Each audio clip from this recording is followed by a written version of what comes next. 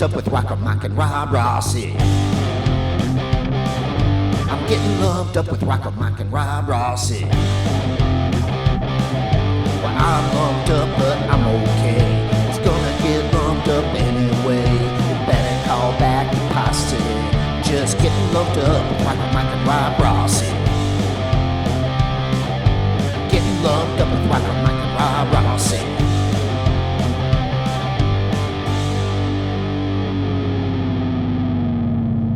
Hello, everybody. Welcome to the RockerMike and Rob Presents show. I'm RockerMike. Top left in the box there, we got Rob Rossi. And we have a special guest today, a returning guest, Mr. Frank Secich. Hey, Frank. Hey, how you guys doing? All right, great. Glad to have you back. It's been 3 years since the last time you were on. And that picture right there is you back in the day. It's also the cover of your new book, Not That Way Anymore, about your musical career, little vignettes, little stories about, your whole career going back to the late 60s, mid 60s. I mean, you've had this amazingly long career, and you've accomplished so much. I'm just going to mention a few things here. Like, first of all, you were a founding member of the group Blue Ash. You were the bass player in that band, and you also played bass for Stiv Bators in the late 70s and early 80s. And then you played with Jimmy Zero in that version of the Dead Boys, Club Wow in the mid 80s.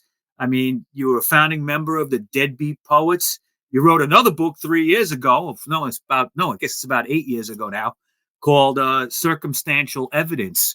So that's just a fraction. You've done a lot. Yeah, I get around. I've been around. Yeah. Now you're a Midwest guy. I think you're originally from Ohio. Is that right? Sharon, Pennsylvania. Sharon, Pennsylvania. Excuse me. Ohio I'm sorry, border. Pennsylvania. Yeah. I Tell us lived only about 100 feet from Ohio. Yeah, I knew it was on the border there. Yeah. So tell us a little bit about how you started playing music and you came up through that British invasion time. I know that was a lot of influence on you. Tell us about that. Yeah, I was like a lot of kids at that time. My first big influence was the Beatles when they appeared on the Ed Sullivan Show. I was 12 years old, and after I saw that, all I wanted to do was be in a band. So I started playing harmonica a little bit because it was cheaper than getting a guitar. And then my mom got me a guitar, started practicing, started my first band called the Electrons in 1965. And right after that, we got a couple other guys in the band. One of them was Jim Kenzer in 1966 when we were junior high, who was the lead singer in Blue Ash. Around that time, I met Stiv Bators, too, when we were teenagers at all the teenage dance around Youngstown and Sharon and that. So I was getting really, really into it. And I was in the first Mother Goose band in 1968. We played all summer in Geneva on the Lake in Ohio, which is a tourist resort kind of place, like Butlin's holiday camps in England, where people rent a cottage for the whole week and stay there. But we were the only teenage band, Mother Goose, on the Strip. We played all summer. Stiv eventually, I quit that, and Stiv eventually became my replacement in Mother Goose and started Blue Ash in 1969. Let me ask you about Stiv. We're going to bring him up a few times today, but what was he like back in those teenage years? Because he had a reputation of being totally crazy when he was a little older here in New York. What was he like back then? He was that crazy back then. The first time I ever saw the car surfing on a car was like 1967, and I couldn't believe it, Yeah. But he was like that. He was always like that. He came up to me and he said, I'm a harmonica player. And I said, well, I'm going to get a pickup band for this outdoor festival in Newton Falls. This is like 1969, I guess, in the summertime. And he said, I'm a harmonica player. I didn't know he'd played at all. I knew him from hanging out with him. So we bring him on stage, and it was me, Myron Grumbacher, pickup band, played drums. He later played with Pat Benatar and Rick Derringer, and Steve Acker, who played in Law, and one of the guys from Blue Ash. Anyway, we bring Stiv up on stage, and he would play the harmonica like with his hands. He didn't have a harmonica, but it sounded play like that, like with his hands over his mouth. But it sounded, I can't do it, but he did. It sounded like a harmonica. And we did some Stone stuff, Yardbirds and things like that. So finally he took a mic stand, he threw it up in the air, and it hit him on the head coming down. So he started bleeding all over. Then while he's bleeding, he takes this can of whipped cream, starts shaking it in his crotch, shoots it all over the audience. Then he's mixing the whipped cream with the thing. Well, people went nuts over him. They thought he was crazy. So he got a really big reputation from that. I took him to the St. Elizabeth Hospital to get 10 stitches in his head because he really cracked his head open. Oh, wow. But that was his first real appearance on stage. And then later he went on to be in the Mother Goose Band. And that formed into, and then he got Frankenstein and into the Dead Boys when he went to Cleveland. Right. Frankenstein was like the precursor to the Dead Boys. Yeah. So I was great. So we got your book right here. Okay. Yeah. And I have to say, I read this and it's fantastic. Not that way anymore. It's on High Voltage Publishing. It's on Amazon. It's in Barnes and Noble stores. Where else is it at right now? Get Hip has it. And then a lot of people order through Get Hip as a distributor. So you can get bulk quality through them, and you can get it through Amazon or High Voltage. I know a lot of stores around Youngstown got boxes of them. I'm going to do a big book signing and play some acoustic stuff on Saturday at Leanna's Books and More. And she has 3 big stores in Western Pennsylvania and Ohio. And so that'll be pretty cool. But you can order a whole box. You ordered a whole box of them. I really enjoyed the book. Your last book, Circumstantial Evidence, we had you on 3 years ago about that. Yeah. Of course, I enjoyed that as well. But, it's funny. Like I didn't see another book coming. Okay. With that, I thought you pretty much had it all down. But there was a lot of things in here that you say in the book that you had to leave out. So was that just the impetus to make this, just to try to get all the stories out, or what was the impetus to make this? Yeah, I still had a lot of stories, and George Matzkoff from at the beginning of last year in January got a hold of me. He goes, "I'd like to have you write, the first book." He goes, "We made money on it. It was a success. Why don't you write 4 more books for me in the next 5 years?" And I go, "Whoa, I don't know." And then I thought about it, and I said, "Okay, I'll do it." So this book is half about the stories from 2015 when I left off of the book till nowadays, going to Spain and everything. Then another half is old stories I remembered. Yeah. But the next book is going to be about Stiv Bators' solo years, and Teresa Kariakis, who did all the photos for like the Disconnected album and during the Cold Outside sessions, has tons of photos no one's ever seen. And she and I are going to write anecdotes for it. So it'll be a photo book of Stiv, the very rare pictures and that. So that'll be coming out next. We're going to start on that the first of the year. And then I'm going to write a book about the bands of Northeast Ohio in the 1960s and 70s called Cars, Guitars, Rubber and Steel. Right now is a tentative title because everybody either worked in a car factory here or a steel mill or a rubber plant or was in a band. So there's a lot of great bands, and I'll do chapters on Stiv and everything too.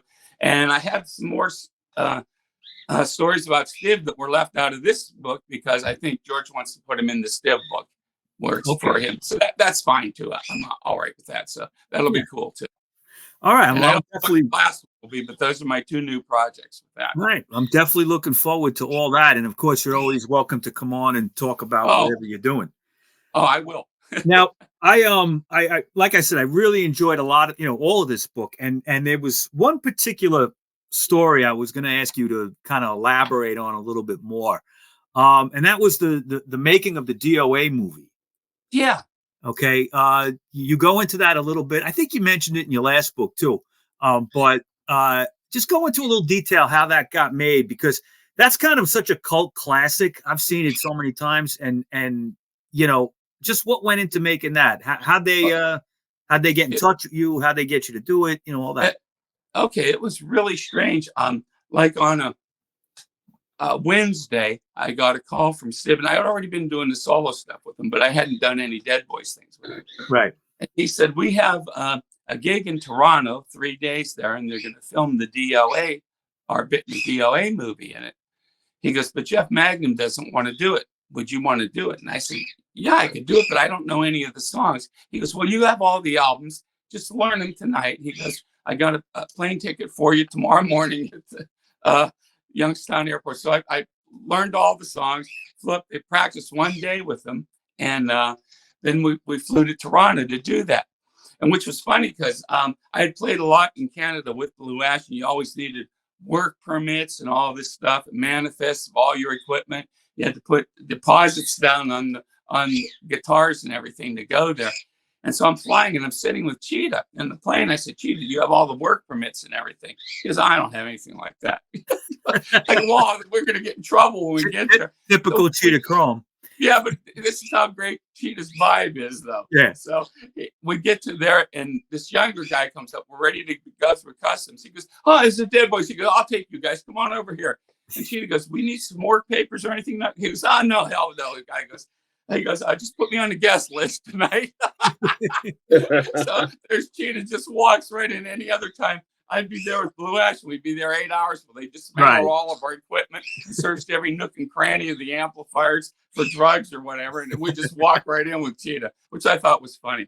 So we ended up doing the Oriental Rock Palace for 3 days, and the last day there's a huge fight, and the cops came, paddy wagons and everything, dragged everyone out, and one guy really got the shit beat out of him. And he was a cop. He kept screaming at the cops. He goes, I'm a cop. I'm a cop. He finally brought his badge, and they're beating him up because he says, I was trying to stop the fight. He was just at the show. But then they filmed it for that. And I never knew any more about it until the movie came out. I mean, they paid us for it and everything. But yeah, I didn't think about it. Then like a year or so later, the movie came out. I mean, the film is famous for all the live stuff, but also it's famous for the Sid and Nancy footage in there. Yeah. Oh, yeah, definitely. Yeah. You know, that was not too long before that whole disaster. Yeah. Oh, yeah, definitely. Yeah. But that's cool. I mean, it's archived forever. You know, your position in that band and everything. There isn't a lot of footage of you guys out there, and that's some great stuff.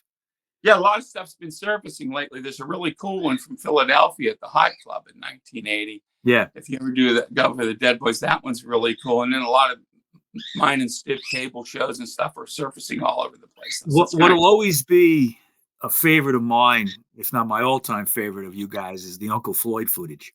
Oh yeah, definitely. Okay. For those who don't know, if you're not from the Northeast, Uncle Floyd was a show on UHF channels back in the late 70s, early 80s. It actually carried on, I think, through most of the 80s. In New York, he was on I think U68. Remember U68, yes. Bob? Yeah, that's ancient, man. That's that's it. If you're under 40, you probably don't know what the hell I'm talking about. Okay.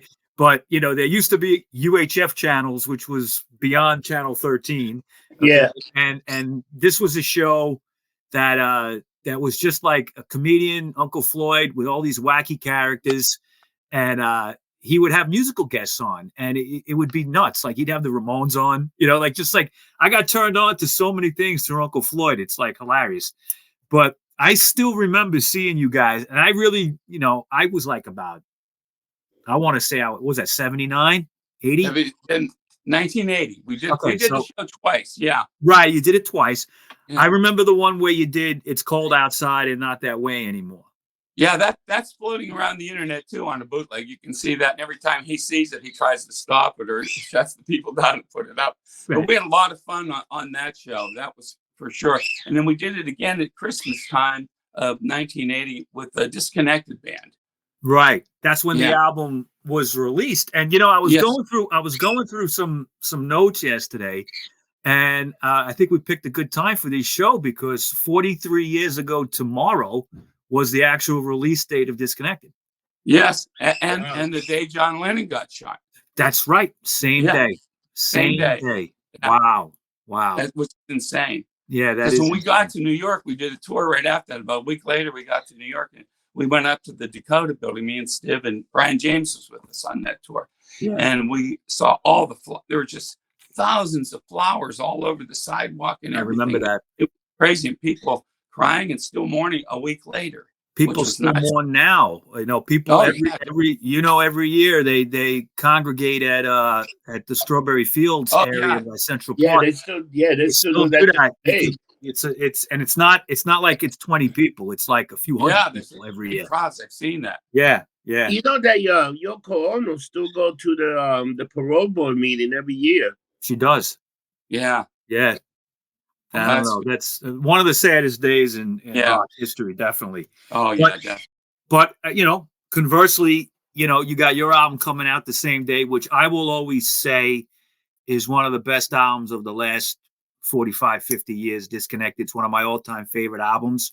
Oh, thanks so much. I put it in my top 20. You're up there with Exile on Main Street and, a lot of other great records that, have just standed the test of time. I'm not just kissing your butt there. I'm serious. I get more mail and fan mail and people messaging me on Disconnected than anything else I've ever done, and I get that daily. Really, people from Spain or Australia, somebody will come up and say something about Disconnected or post a thing. 5 minutes before we got on here, somebody posted from Spain a picture of me and Stiv on there from the Not That Way Anymore. Just posted the picture and tagged me on it. That happens every day. right? Which is amazing. So a lot of people must really like it. I know it always sold well in Europe. Yeah, and it's been reissued and still in print all over the place in many countries. Yeah, I know that. I had a French CD forever. Yeah, that had the Disconnected, and I think it had a live Dead Boys thing on it as well. You're right. The European imports were really the only way to get it for a long time. Once Bomb put it out, it kind of, by the late 80s, it was kind of hard to find that record. And then the imports, once CDs got popular, the imports started putting it out again. And now it's, who puts that album out now? Just curious. Who's Bomb still has reissued a bunch of them. Line Records in Germany has it. I know they've issued different things. Vivid Sounds in Japan has issued a bunch of different. Sometimes they'll issue them with extra live tracks, like you were saying, or different things. They come in all kinds of combinations. But that's out everywhere still. You can get it in South America, because American music does very well in South America. Oh, yeah, I have a lot of fans in South America. I've just done a few interviews down there, too, in Brazil and everything. And they love the stuff down there. They love this stuff. Like, they go crazy. They can still sell out in stadium with 100,000 people. It's amazing. Yeah, it's crazy. And Billy Joe Armstrong, Green Day's real big down there. Huge. Well, they're big everywhere. But he recorded mine and Stiv's Not That Way Anymore, that song. Yeah, a couple years ago. COVID. And that was released all over the world too. I get some nice royalty checks out of that, so that's kind of cool. Yeah, you definitely deserve that. Now, prior to being, working with Stiv, you of course started Blue Ash back in '69, I believe. Yes. Tell us a little bit about that band, because that band now has I think rose to like cult status level. Okay. Yeah, definitely. Probably always was, but I hear so much more about Blue Ash in the last maybe 5 years than I ever heard before.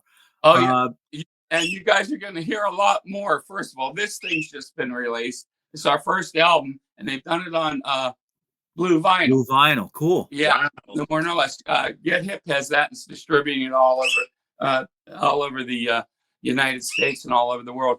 But there's going to be a Blue Ash album of rarities coming out called Dinner at Mr. Billy's from Peppermint Productions, where we did all of our tapes. And when the Not Lame Blue Ash double CD thing came out in 2004, I went over to Peppermint to find out what we had there. And this Peppermint's still a going concern, recording studio, but they had all the tapes, and we found 219 Blue Ash tapes. Wow. So we used 44 of them for that, but there's still tons of great stuff, and they still keep finding things. This album, called Rat Race, was just put out last year, and it's a compilation of different Youngstown people from Peppermint Productions, Left End, The Law, Human Beings. You might have heard of some of them, Glass Heart. But they put a really rare Blue Ash one on there, but that will be coming out in the first of the year sometime. I know on December 17th, we're going to have a final meeting and pick all the songs and everything. So that's going to be cool. So Blue Ash will be back in the news there. Also, they're going to do Club Wow on vinyl. Oh, on- that that will definitely be needs pretty to cool. be re-released. Definitely. Yeah. So there's going to be a lot of noise about Blue Ash in the next. And also, I don't know if you know this, but there's a big hit series on Amazon Prime this year called Daisy Jones and the Six. Yes, I And haven't seen it. People keep telling me to watch it, that I would like it. It's about a it's band, right? really, really good. But in the first chapter of it, they have 10 different sessions of it, where they do it. And they use the Blue Ash song, Hazel Oh. Jane, in there, which is amazing. So I've been getting stuff from all over the place from that thing, because it was a New York Times bestseller. Yeah. Reese Witherspoon bought the rights to it. Then they made the movie during the COVID and all that. And the movie just came out, and it's in 10 parts, and it's up for 9 Emmy Awards in January. That show was great. I've heard nothing but good things about that show. I have to watch it. I admit I haven't seen it yet. Yeah, Mike. Yeah, the part where it's Blue Ash easy to comes watch is pretty cool, because she's just had slept with like a Jim Morrison type character. Yeah. She's like 15 years old, and she's decided she's going to be a pop star. So she's writing in her diary, and as she's writing in her diary, you hear Blue Ash start coming with the heavy drums. Yeah. Then they segue to Pittsburgh, 1970, and it's this other band, the Dunn Brothers, who she ends up being famous with. And it shows what's going on with them and how they end up meeting in California. But it's pretty cool, because whoever picked the music really knew Blue Ash was playing in Pittsburgh in 1970. So they really had the history down pat on it. They were accurate. That's good. I like it. Yes. Yeah, it was excellent. It was an excellent show. I see it's easy to watch. Like, if you start watching, you can binge the thing easily. Oh yeah, I loved it, Rob. I thought, wow, this is great, and it's so great that they used Blue Ash. So that gave us a lot of notoriety, and it'll give us more when the Emmys come out too. That's very cool. It's very cool. I mean, for people that don't know Blue Ash, I would kind of describe them as like proto power pop type music. Maybe if you're a fan of Big Star, you're gonna like Blue Ash. Would you agree with that? Yeah, we were always mentioned in the same breath as Big Star, Raspberries, or Badfinger. Raspberries, definitely. Same time. That's not a bad group to be mentioning.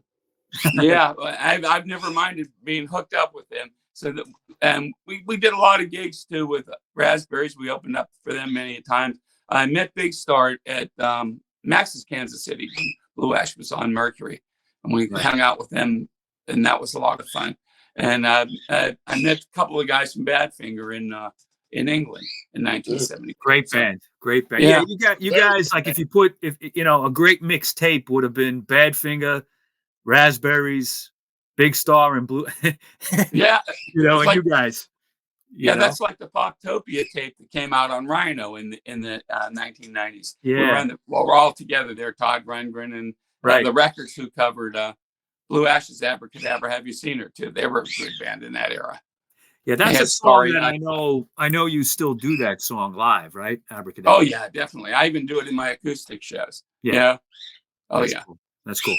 So we have one thing in common that I think is very cool, me and you. We're both in a Danny Garcia movie. Not the same one, though. Okay. Oh, yeah. You were in the Stiv Bators, No Compromise, No Regrets movie. And I was just in his last film, which is called Ghosts of the Chelsea and Other Rock and Roll Stories. I have a little part where I tell a ghost story towards the end of the film. That's cool. I've got to see that one. That's on my list to see as soon as I can. It's not streaming yet. It will be probably by the middle of next year. I think you'll be able to see it on Netflix or something. It was very good. It was excellent. Excellent documentary that they did about the Chelsea Hotel. Yeah, and Ghost Story. It was very well done. Danny's a good director. I like the Max's one. I have a song in that too, and a photo in that I took of David Evans, Blue Ash's drummer at Max's. Yeah, in the movie, and I have a song called Sunglass City in that one that's played the entire time when I don't know if it was Alice Cooper talking. Somebody was talking there, but it's in. I recall. I think Alice is giving some narration on something. That was amazing that he got Alice for that. That's real cool. Very cool. Very cool. Guy. I wasn't expecting that when we first saw it. But you were in the Stiv Bators, No Compromise, No Regrets, which I'm so grateful to Danny Garcia for even just going out on a limb and making a film about Stiv. It's something that should have been done so long ago, and it's just been, he finally did it, and it's such a great film. There's so little stuff about Stiv out there, he just really needs to be looked at. It was funny because I helped procure some of the footage for that, and a lot of my friends, Bob Keir and Kevin Keir, had that old footage of the Dead Boys and Frankenstein, so they got that all together, which really made the film because no one had ever seen that stuff. And the Mother Goose footage, with the sacrificial virgin, Karen Wagner was the old fan of ours. I had known about that stuff forever and knew it was around, but I'm glad we could procure all that stuff. And those guys let us use it and everything. So it made the film really unique in that way. And I loved doing it. It was a labor of love the whole time doing that. Sure. So Danny's a great guy. Danny's a class act. Yeah, he is. Mike Schnapp, DJ Uncle Mike, he's great too. I don't know if you met him. Okay. He's been involved at a producer level for Danny, and he starred in one of Danny's like spaghetti westerns that he did. Yeah. Okay. Yeah, he's a good guy. We've become, Rob and me, we've all become close with the two of them.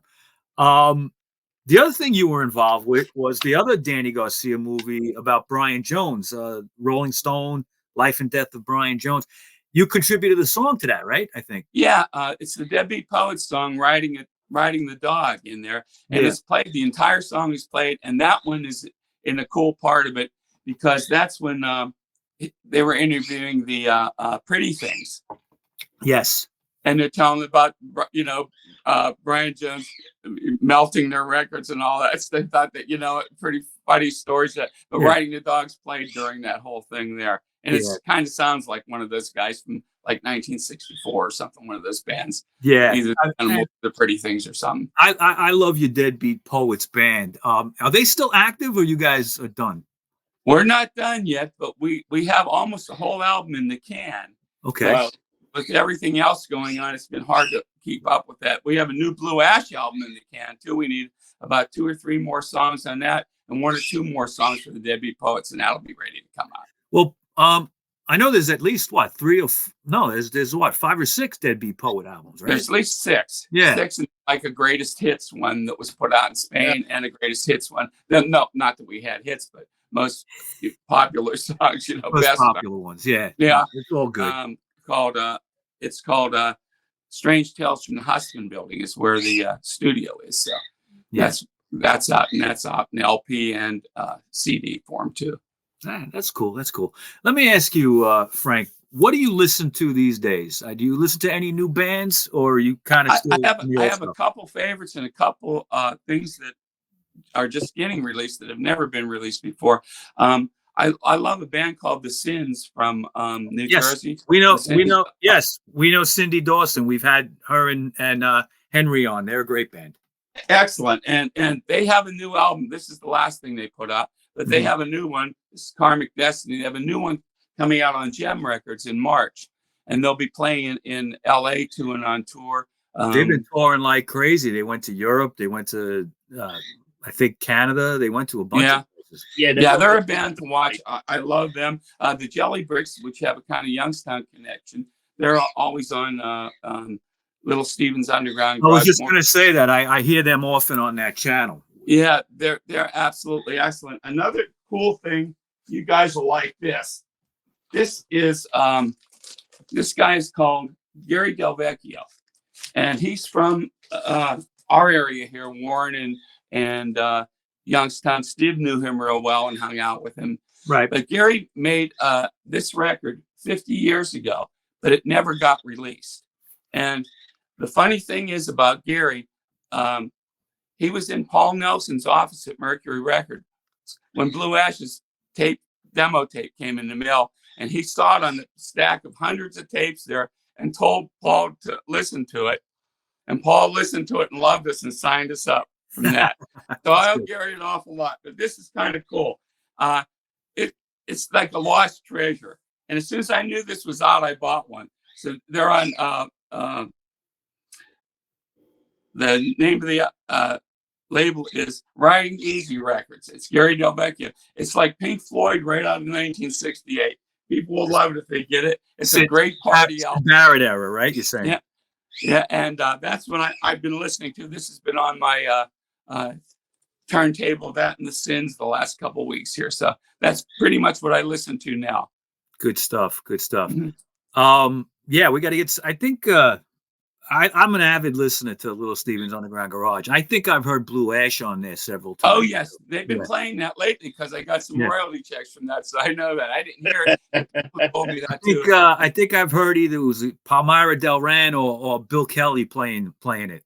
Yes, Palmyra plays a song called Magic Words that will be on this rarities thing coming out for Blue Ash. It's a really good song. It's like old Searcher songs. That's something I wrote a long time ago.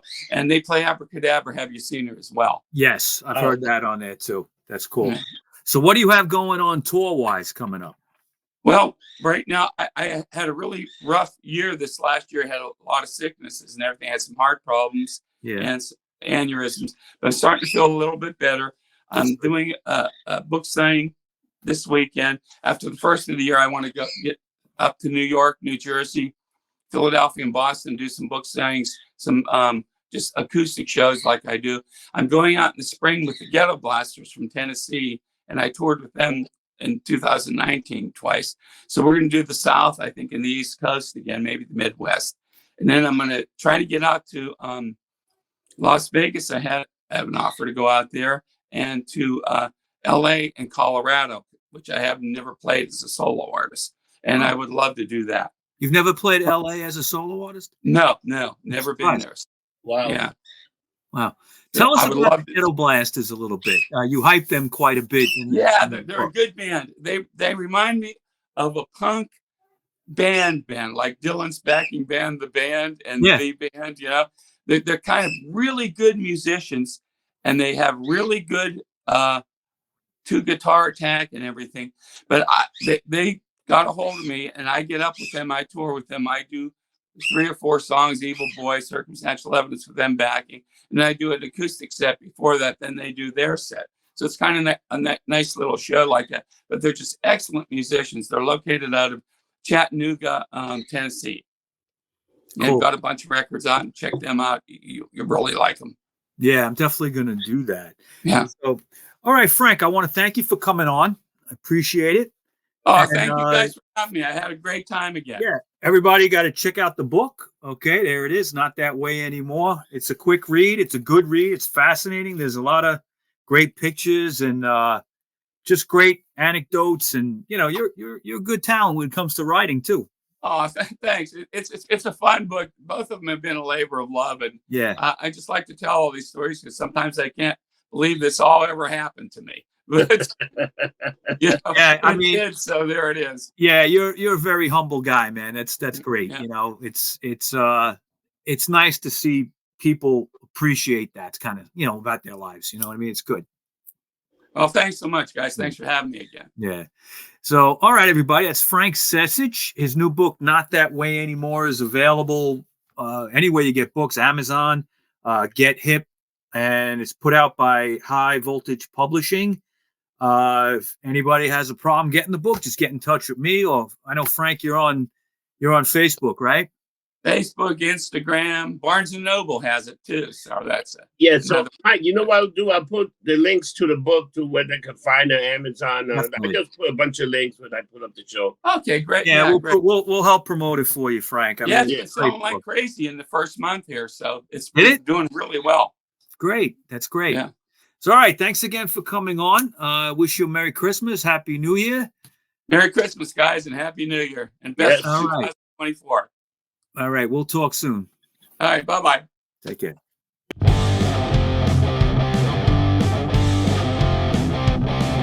I'm getting lumped up with RockerMike and Rob Rossi. I'm getting lumped up with RockerMike and Rob Rossi. Well, I'm lumped up, but I'm okay.